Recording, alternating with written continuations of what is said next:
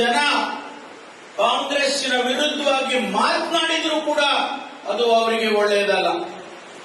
ಈ ದೇಶದಲ್ಲಿ ಏನಾದರೂ ಅವರು ಬೆಳಕಿಗೆ ಬಂದಿದ್ರೆ, ಅವರಿಗೆ ಧ್ವನಿ ಸಿಕ್ಕಿದ್ರೆ, ಬದಲಾಗಿದ್ರೆ, ಅವರ ಜೀವನ ಒಂದಿಷ್ಟು ಉತ್ತಮ ಆಗಿದ್ರೆ ಅದು ಕಾಂಗ್ರೆಸ್ ಪಕ್ಷದಿಂದ ಅನ್ನೋದನ್ನ ಯಾವತ್ತೂ ಕೂಡ ಮರೆಯಬಾರದು.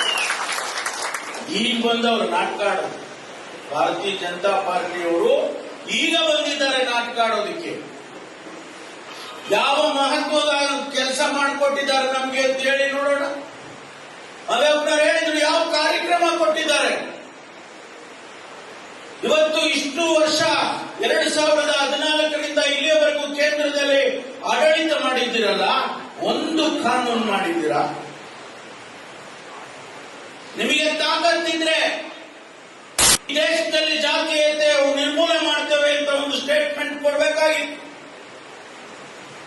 ನಿಮಗೆ ಬೇರೆ ಬೇರೆದಕ್ಕೆ ದುಡ್ಡಿದೆ, ಬೇರೆ ಬೇರೆ ಕಾರ್ಯಕ್ರಮ ಘೋಷಣೆ ಮಾಡೋದಕ್ಕೆ ನಿಮಗೆ ಶಕ್ತಿ ಇದೆ. ಆದ್ರೆ ಈ ದೇಶದಲ್ಲಿ ಜಾತೀಯತೆ ದೇಶವನ್ನ ತಿಂತಾ ಇದೆ, ಇದು ಇರಬಾರ್ದು ನಾವು ಅಂತ ಹೇಳಿ ನೀವು ಘೋಷಣೆ ಮಾಡಿದ್ರ ಮಾಡಕ್ ಸಾಧ್ಯ ಇಲ್ವಾ? ಈ ದೇಶದಲ್ಲಿ ಬಡತನ ನಿರ್ಮೂಲನೆ ಮಾಡಬೇಕು, ಈ ದೇಶದಲ್ಲಿ ಜಾತೀಯತೆ ಹೋಗ್ಬೇಕು. ಈ ಎರಡೂ ಆದ್ರೆ ಮಾತ್ರ ಈ ದೇಶ ಉದ್ಧಾರ ಆಗ್ಬೇಕು. ಅದಕ್ಕಾಗಿ ನಿಮ್ಮಲ್ಲಿ ಯಾವುದು ರೋಡ್ ಮ್ಯಾಪೇ ಇಲ್ವಲ್ರಿ. ಇವತ್ತು ಯಾವ ಮುಖ ಇಟ್ಕೊಂಡು ಬಂದು ಮತ ಕೇಳ್ತಿರಲಿ? ಆ ಬಡವರಿಗೆ ಏನು ಕಾರ್ಯಕ್ರಮ ಮಾಡ್ತೀರಿ ಕೊಟ್ಟಿದ್ರಿ ನೀವು ಅಧಿಕಾರದಲ್ಲಿದ್ದಾಗ? ನಾವು ಗುರುತಿಸ್ಬೇಕು. ನಮ್ ಗ್ಯಾರಂಟಿ ಕಾರ್ಯಕ್ರಮ ಬಡತನ ನಿರ್ಮೂಲನೆ ಮಾಡುವಂತ ಕಾರ್ಯಕ್ರಮ, ಅವರ ಆರ್ಥಿಕ ಶಕ್ತಿಯನ್ನು ಹೆಚ್ಚು ಮಾಡಬೇಕು ಅಂತೇಳಿ ನಾವು ಕೊಟ್ಟಿರ್ತಕ್ಕಂಥ ಕಾರ್ಯಕ್ರಮ ಹೇಳಿದ್ರು. ನಾವು ಬಹಳ ಚರ್ಚೆ ಮಾಡಿದ್ವಿ. ನನ್ನನ್ನ ನಮ್ಮ ಪಕ್ಷದವರು ಪ್ರಣಾಳಿಕೆ ಬರೆಯೋದಕ್ಕೆ ಅವಕಾಶ ಕೊಟ್ಟರು. ಸಿದ್ದರಾಮಯ್ಯನವರು, ಶಿವಕುಮಾರ್ ಅವರು, ನಮ್ಮ ಅಖಿಲ ಭಾರತ ಕಾಂಗ್ರೆಸ್ ಪಕ್ಷದ ಅಧ್ಯಕ್ಷರು ಖರ್ಗೆ ಅವರು, ಆ ಸಂದರ್ಭದಲ್ಲಿ ನಾವೆಲ್ಲ ಚರ್ಚೆ ಮಾಡಿ ಯಾವ ಕಾರ್ಯಕ್ರಮ ಕೊಟ್ರೆ ಅದು ಬಡವರಿಗೆ ತಲುಪುತ್ತೆ, ಬರೇ ನಮ್ಗೆ ಓಟ್ ಹಾಕುತ್ತೆ ಅನ್ನೋ ಕಾರ್ಯಕ್ರಮ ಅಲ್ಲ ಅದು. ಆ ಬಡವರಿಗೆ ಬಜೆಟ್ನಲ್ಲಿ ಸಿದ್ದರಾಮಯ್ಯನವರು 52,000 ಕೋಟಿ ರೂಪಾಯಿನ ಈ ಕಾರ್ಯಕ್ರಮಕ್ಕೆ ತೆಗೆದಿಡ್ತಾರೆ ಅಂತ ಹೇಳಿದ್ರೆ ಅದು ಸಾಮಾನ್ಯನಾ? ಅದು ಅದೇ ಬರೀ ಓಟ್ ಹಾಕಿಸ್ಕೊಳ್ಳೋಕೆನಾ?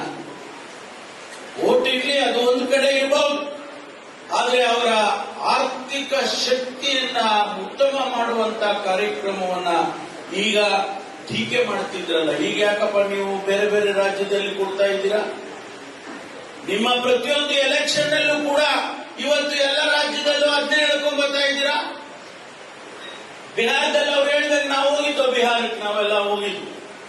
6 ತಿಂಗಳ ಮುಂಚೆನೆ 10,000 ಕೋಟಿ ಅವರು 10,000 ರೂಪಾಯಿನ ಅವರ ಅಕೌಂಟ್ಗೆ ಹಾಕ್ಬಿಟ್ರು. ನೀವ್ ಯಾಕೆ ಮಾಡಿದ್ರಿ ಹಾಗಾದ್ರೆ? ನೀವೇನು ಮತಕ್ಕೋಸ್ಕರ ಹಾಕ್ಲಿಲ್ವಾ ನೀವು? ಆದ್ರಿಂದ ಸ್ನೇಹಿತರೆ, ಇಷ್ಟೇ ನಾನು ಹೇಳ್ತೀನಿ, ಪ್ರತಿಯೊಬ್ಬ ಛಲವಾದಿ ಅಣ್ಣತಮ್ಮ ನಿಮ್ಮ ಮನೆಗಳಿಗೆ ಹೋಗಿ, ಅವ್ರು ಹೇಳಿದ್ರು ನಮ್ಮ ಸಂಪತ್ತು ಪಂಚ್ ಮಾಡಬೇಕು, ಆಮೇಲೆ ಯಾರಿಗಾರ ಪಂಚ್ ಮಾಡಿಬಿಟ್ಟಿರ. ನೀವು ಪ್ರತಿಯೊಂದು ಮನೆಗೆ ಹೋಗಿ ಮನವೊಲಿಸಿ ಅವರಿಗೆ ಕಾಂಗ್ರೆಸ್ ಪಕ್ಷಕ್ಕೆ ಸಮರ್ಥನೆಗೆ ವೋಟ್ ಹಾಕ್ಲೇಬೇಕು ಅಂತ ಹೇಳಿ ನೀವು ಹಾಕಿಸ್ಬೇಕಾಗ್ತದ ಕೆಲಸ ನಿಮಗಾಗಬೇಕು ಅಂತಕ್ಕಂಥ ಮಾತನ್ನು ನಾನು ಈ ಸಂದರ್ಭದಲ್ಲಿ ಹೇಳ್ತೇನೆ. ಯಾಕೆಂದ್ರೆ ನನಗೆ ವಿಶ್ವಾಸ ಇದೆ, ನಂಬಿಕೆ ಇದೆ, 100ಕ್ಕೆ 100 ಸಮರ್ಥ ಗೆದ್ದಿದ್ದಾನೆ ಅಂತೇಳಿ ನನಗೆ ವಿಶ್ವಾಸ ಇದೆ.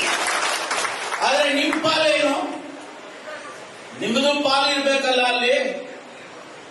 ಅದಕ್ಕಾಗಿ ನಾವು ಇವತ್ತು ಇಲ್ಲಿ ಬಂದಿದ್ದೇವೆ. ತಾವೆಲ್ಲರೂ ಕೂಡ ಇವತ್ತೇನು ಇಲ್ಲಿ ಸೇರಿ ನಾವು ಬರೀ ದಾವಣಗೆರೆ ಬಂದ್ರಪ್ಪ ಅಂತ ನಾವು ಹೇಳಿದ್ರೆ, ನೀವು ಬಳ್ಳಾರಿಯವ್ರನ್ನು ಕರ್ಕೊಂಡ್ ಬಂದಿದ್ದೀರಾ, ಕೊಪ್ಪಳದವ್ರನ್ನು ಬಂದಿದ್ದಾರೆ,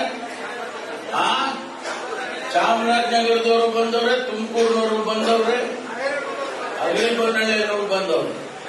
ಸಂತೋಷ, ನೀವೆಲ್ಲ ಬಂದಿರ್ತಕ್ಕಂಥ. ಮುಂದಿನ ದಿನಗಳಲ್ಲಿ ಈ ದಾವಣಗೆರೆಯಲ್ಲಿ ಒಂದು ಅತಿ ದೊಡ್ಡ ಕಾರ್ಯಕ್ರಮ, ಛಲವಾದಿ ಮಹಾ ಸಮ್ಮೇಳನ ಆಗಬೇಕು ಅಂತಕ್ಕ ಬಹುದಿನದ ನಿರೀಕ್ಷೆ ಇದೆ. ಜನ ಆದ್ರೂ ಕೂಡ ಸೇರ್ಬೇಕು. ಯಾಕೆ ಅಂತ ಹೇಳಿದ್ರೆ ಗೊತ್ತಾಗ್ಬೇಕ್ರಿ, ಇಷ್ಟು ಜನ ಇದಾರಪ್ಪ ಅಂತ ಗೊತ್ತಾಗಿಲ್ಲ. ಮೊನ್ನೆ ನೀವು ಬೆಂಗಳೂರಿನಲ್ಲಿ ಸೇರಿದ್ದಕ್ಕೆ ಸ್ವಲ್ಪ ಗೊತ್ತಾಯ್ತು, ಓಹೋ ಇವರು ಇಷ್ಟೊಂದು ಜನ ಇದಾರಪ್ಪ ಅಂತ. ಸ್ಯಾಂಪಲ್ ಅದಕ್ಕೋಸ್ಕರ ಮುಂದಿನ ದಿನಗಳಲ್ಲಿ ಆ ಕೆಲಸ ಮಾಡೋಣ. ಯಾಕೆಂದ್ರೆ ಇದರ ಅವಶ್ಯಕತೆ ಇದೆ, ರಾಜಕೀಯವಾಗಿ ಇದರ ಅವಶ್ಯಕತೆ ಇದೆ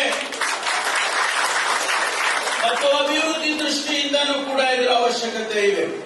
ಅದಕ್ಕಾಗಿ ಮುಂದಿನ ದಿನಗಳಲ್ಲಿ ಮಾಡೋಣ ಅಂತಕ್ಕಂಥ ಮಾತನ್ನ ಹೇಳಿ, ನನಗೆ ಸಂಪೂರ್ಣವಾದ ಭರವಸೆ ನಿಮ್ಮ ಮೇಲಿದೆ. ಎಲ್ಲ ನಮ್ಮ ಸಮುದಾಯದವರು, ಯಾಕೆಂದ್ರೆ ಸಮುದಾಯದವರೇ ಸೇರಿದ್ದಾರೆ ಅಂತೇಳಿ ಆ ಮಾತನ್ನು ಹೇಳ್ತೇನೆ. ನಾವು ಆಚೆ ಹೋದಾಗ ಎಲ್ಲ ಸಮುದಾಯನೂ ರಿಕ್ವೆಸ್ಟ್ ಮಾಡಿಕೊಳ್ತೇನೆ ಒಬ್ಬ ಪಕ್ಷದ ಮುಖಂಡನಾಗಿ.